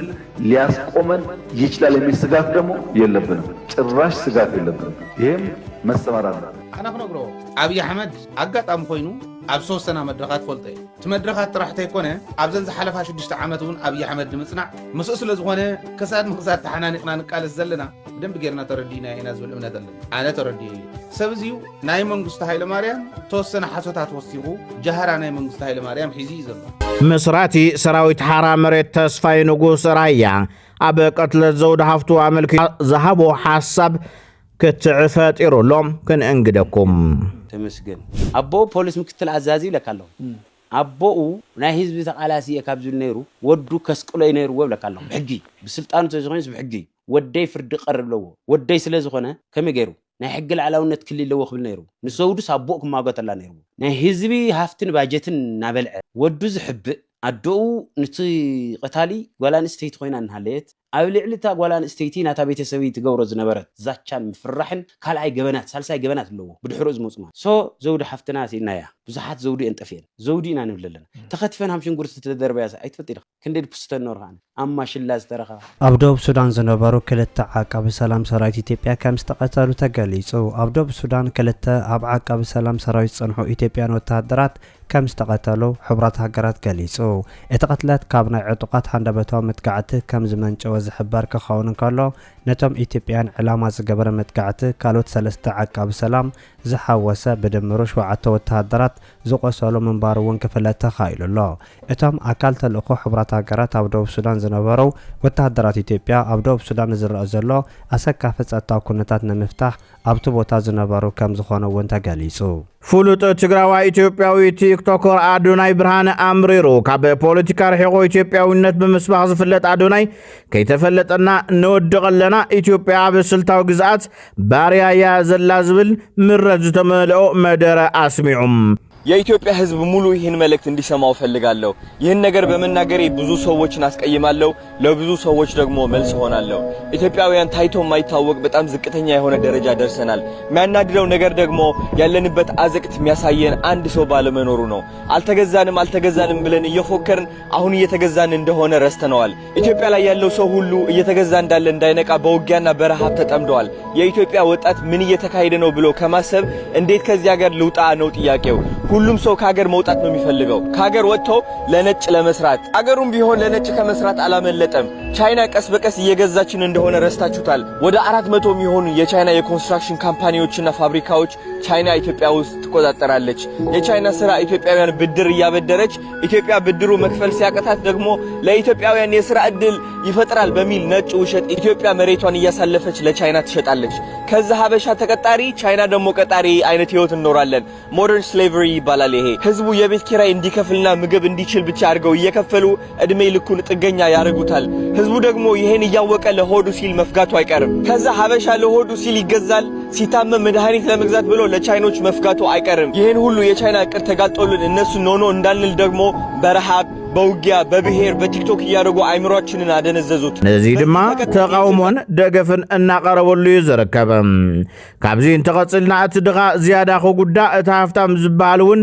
ደቆም ሪሑ ካብታ ሃገር መውፁ ኣይተርፍን ዝበለ አዶናይ ካብዚ ንድሓር ካብ ዘለና የጎንጽ እንትንወጽእ እዩ ኢልሎም በዚህ ከቀጠልን የኢትዮጵያ ጣፍንታ ልንገራችሁ ከግማሽ በላይ ወጣት እድል ሲያገኝ በባህር ይሁን በአየር ከኢትዮጵያ አምልጦ መውጣቱ አይቀርም የኢትዮጵያ ሀብታም ደግሞ ልጁን ከፍሎ ወደ ውጭ ሀገር መላኩ አይቀርም ከዛ ራሱ ምን በወጣይ ነው መሰቃየው ብለው ያለውን ንብረት ሸጦ የተሻሻለ ኑሮ ለመኖር ከሀገር መውጣቱ አይቀርም ከዛ እንዳለ የኢትዮጵያ ኢኮኖሚ መዳከሙ አይቀርም ህዝባችን ህይወቱ ለማትረፍ የቻይኖቹን ቴክኖሎጂ ማምለኩን አይቀርም። ህዝባችን አንድ ቻይናዊ ዶክተር ህይወቱን ሲያተርፍለት እንደ አምላኩ ማመስገኑ አይቀርም። ከዚህ በላይ እንዴት እንድንገዛ ትፈልጋላችሁ? ከህመም ነፃ ለመሆን ከፈለግን ወደ ቻይኖች፣ ለቤት ኪራይና ሆዳችን መሙላት ስንፈልግ ወደ ቻይኖች፣ ምንገዛው ልብስ ከቻይኖች፣ ስልካችን የቻይኖች። ቀስ በቀስ ህጉን ሳይጥሱ እኛን አባልተው ከዛ እየገዙን ለብዙ ዓመታት ይኖራሉ። እርስ በራሳችን በብሔር ስንባላ ሙሉ ለሙሉ ለመገዛት ትንሽ ዓመታት ነው የቀረን። እባካችሁ ይሄ ሁሉ ከመሆኑ በፊት ትክክለኛ ጠላታችን እኛን ለመግዛት ብሎ እርስ በርሳችን የሚያጣላን ነው። ይህ ሁሉ የእርስ በርስ ጥላቻ ወደ ኋላ ብቻ ነው እየጎተተን ያለው። በቂምና ጥላቻ ተሸፍለን ጠላታችን ማን እንደሆነ ረስተናል። በጦርነት ማሸነፍ ይችላል ብለህ ታምናለህ? አብይ እንዳሰበው በአጭር ጊዜ ዋና ደርምሶ በተለይ አመራር መግደል ከቻለ ያለው እሱ ያለውን ፓወር አንደርስታንድ ማድረግ የለብህም። የኤምሬትስ ቦሳሶም ያለው ሌላም ቦታ ያለው ለሱዳን ለኢትዮጵያም ባህር ዳርና ቢሾፍቱ ላይ በጣም ከፍተኛ የሆነ ተተኳሽና የኤር ፓወር ላይ ኮምፓረብል አይደሉም ሁለቱ ሳይት። አብይ አሕመድ ክስዕሪ ወይ ካዕወት ኢልካ ተሓስብ ዶ መስሎ ላዕለዎት አመራርሓ ሓለፍቲ ትንቀትል ኣቢሉ ኣብ ዝተወሰነ ቦታታት ናይ ኢማራት ኣፅዋራት ስለ ዘሎ ብጣዕሚ ክገብሮ ይኽእል ዝብል ነገራት ሓለፍቲ ብምቕያር ጀዋር ከዓ ዓብይ ጌጋ ሚስ ካልኩሌሽን ስምዑ። በጦርነት ማሸነፍ ይችላል ብለህ ታምናለህ? አብይ በጦርነት ብኩናት ከሸፍነፍ ኢልካ ተሓስብ ዶ አብይ አሕመድ እንዳሰበው በአጭር ጊዜ ዋና ደርምሶ በተለይ አመራር አብይ አሕመድ ቀንዲ ዝሓስቦ ዘሎ እቶም ላዕለዊ ሰበስልጣናት ትልቅት ኢሎም መግደል ከቻለ ቆትሎም እንድሕር ዳኺሉ እሱ ያለውን ፓወር አንደርስታንድ ማድረግ የለብህም።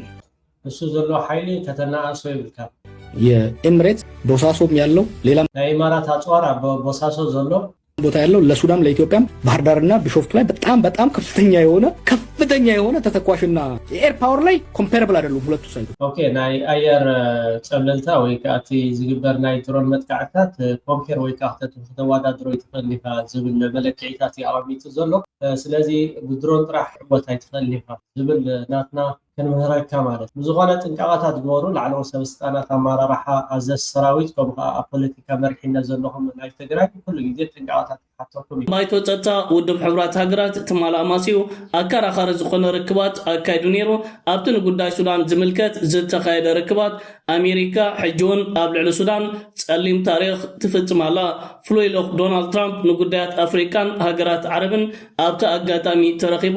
ኣብ ልዕሊ ሰራዊት መንግስቲ ሱዳን እገዳታት ክንበር ውሳነታት ንኽሓልፍ ፀቕጥታት ከካይድ ፈቲኑ ዝተፈላለዩ ሃገራት ነቲ ብኣሜሪካ ዝቐረበ ንድፊ ሓሳብ ሙሉእ ብምሉእ ነፂገኖ ይርከብ ኣለዋ። ከም በዓል ሩስያ፣ ፓኪስታን፣ ስዑድ ዓረብ፣ ግብፂ እዘን ሃገራት እዚአን ነቲ ፍሉይ ልኡኽ ዶናልድ ትራምፕን ብተመሳሳሊ ሕቡራት ኢማራት ዓረብ ንሰራዊት መንግስቲ ሱዳን ዝምልከት ዘቕረቦ ሓደገኛ ዝኾነ ፃውዒታት ነፂጎሞ ይርከብ ኣለው። መንግስቲ ኣሜሪካ ንሰራዊት መንግስቲ ሱዳንን ተቃዋምቲ ሓይልታት RSFን ብሓደ ዓይኒ ብምጥማትዩ ኣብ ልዕሊ ሰራዊት መንግስቲ ሱዳን ናይ ኣፅዋር እገዳታት ንኽትግበር ፃዕርታት ከካይድ ፈቲኑ ከም በዓል ሩስያ፣ ፓኪስታን ከምኡውን ስዑድ ዓረብ ዝኣመሰለ ሃገራት ኣብ መንጎ ሰራዊት መንግስቲ ሱዳንን ተቃዋምቲ ሓይልታት RSFን ሰፊሕ ጋግን ኣፈላላይ ከም ዘሎ ተቃዋምቲ ሓይልታት RSF ኣብ ልዕሊ ህዝቢ ሱዳን ጀኖሳይድ ዝፍጽሙ ዘለዉ ኣካላት ከም ዝኾኑ ሰራዊት መንግስቲ ሱዳን ነቲ ሃገርን ነቲ ህዝብን ዝውክል ምክልኻል እዩ። ስለዚ ኣብ ልዕሊ ሰራዊት ዝግበር ፀቕጥታት ነቲ ሃገር ዘዳኽምን መመሊሱ ናብ ካልእ ሓደጋታት ዝወስድ ከም ዝኾነ እዮም ምጉት ኣቕሪቦም ዝርከብ ዘለው። ሕቡራት ኢማራት ዓረብ ኣብ ልዕሊ ሰራዊት መንግስቲ ሱዳን ፀቕጥታት ክግበርን ናይ ኣፅዋር መሸጣን ካልእ ጉዳያትን ደው ክብል ምስ ኣሜሪካ ተሰሊፋ ትማሊ ክትምጉታን ትርከብ ኣላ። መንግስቲ ሱዳን ዘካይዶ ሸመታ ኣፅዋራት ምስ ዝተፈላለዩ ሃገራት ብወግዒ ዝተተሓዘዩ ምስ ኤርትራ፣ ግብፂ፣ ስዑድ ዓረብ፣ ቱርኪ፣ ፓኪስታን መንግስቲ ሱዳን ናይ ወተሃደራዊ ስምምዓት ኣለዎ። ምዘን ሃገራት እዚአን ብዝተፈላለየ መዳይን መንገድን ወተሃደራዊ ዓቕምታቱ ከምኡውን ወተሃደራዊ ሓገዛት ክረክብ ፀኒሑ ተቃዋምቲ ሓይልታት RSF ብመንገዲ ሕቡራት ኢማራት ዓረብ ዘይወግዓዊ ዕጥቅን ኣፅዋራትን ምምልላስን ዕጥቅን ኣፅዋራትን ክርከቡ ካብ ዝጀመሩ ልዕሊ 3 ዓመታት ኣቁፂሩ ይርከብ ኣሎ። ኣብ ልዕሊ ሕቡራት ኢማራት ዓረብ ኣብ ክንዲ ፀቕጥታት ኣካይድካ ነቲ ኣብ ሱዳን ዝካየድ ዘሎ ግጭትን ኩነታትን ምዕራፍን ደው ምባልን ሕቡራት ኢማራት ዓረብን ኣሜሪካን ነቲ ኣብ ሱዳን ዘሎ ኩነታት መመሊሰን ከጋድዳ ተኸታቲልናን ተዓዚብናን ንርከብ ኣለና። እዛ ኣሜሪካ ኣብ ልዕሊ ሰራዊት መንግስቲ ሱዳንን መንግስቲ ናይቲ ሃገርን ተካይዶ ዘላ ከምዚ ዓይነት ፀቕጥታት መንግስቲ ሱዳንን ሰራዊት ናይቲ ሃገርን ምስ ኤርትራ ግብፂ ስዑድ ዓረብ ፓኪስታን ቱርክ ዝኣመሰላ ንዝፈፀሞ ናይ ምክልኻል ስምምዓት ኣብ ልዕሊኡ ፀቕጥታት ጌርካ ሙሉእ እገዳታት ንምንባር ዝግበር ዘሎ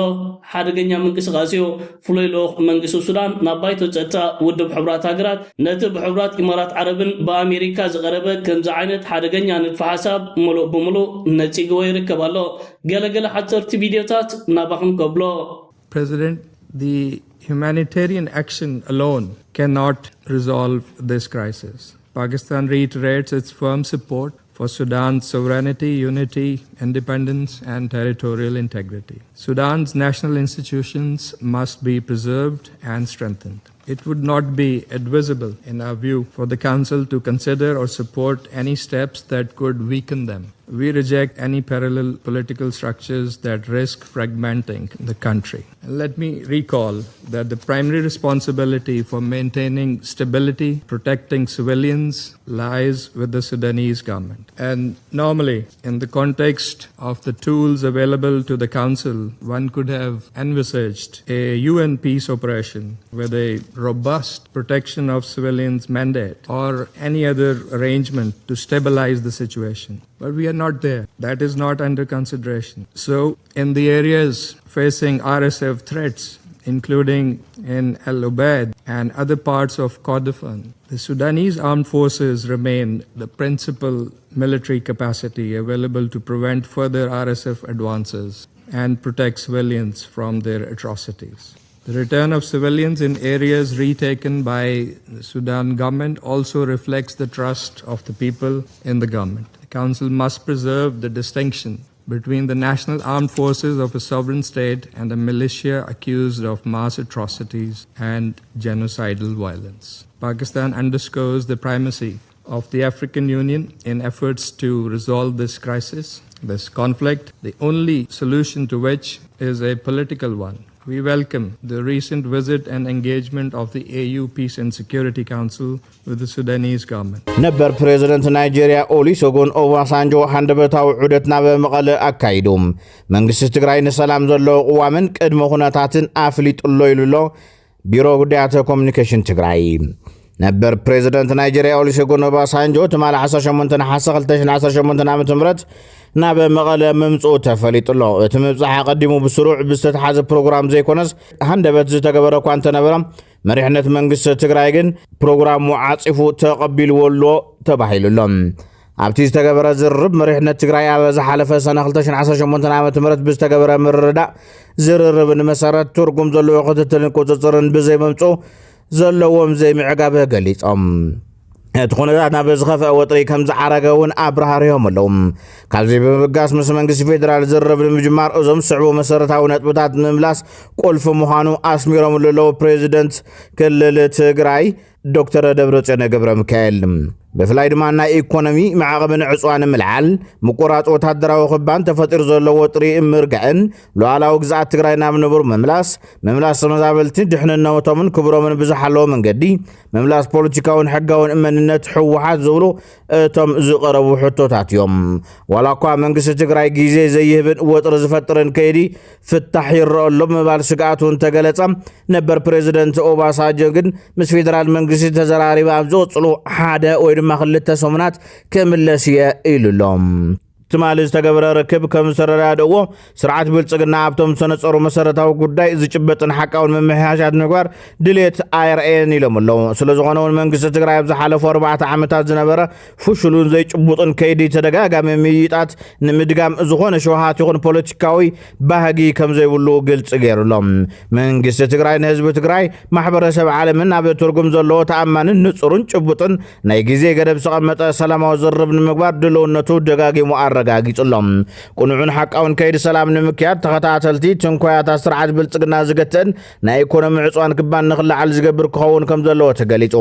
በዚ መሰረት ሰላም ብዘይጭቡጥ መጽባዕታት ክረጋገጽ ከም ዘይኽእል ብምሕባር መንግስቲ ትግራይ ትርጉም ዘለዎ ሃናጻይን ለውጢ ዘምጽእ ናይ ሰላም ዝርርባትን ርክባትን ንምግባር ኣብ ዝኾነ እዋንን ኩነታትን ድልው ምዃኑ ደጊሙ ኣረጋጊጹሎ ክብል ቢሮ ጉዳያት ኮሙኒኬሽን ትግራይ ዕላው ገይሩ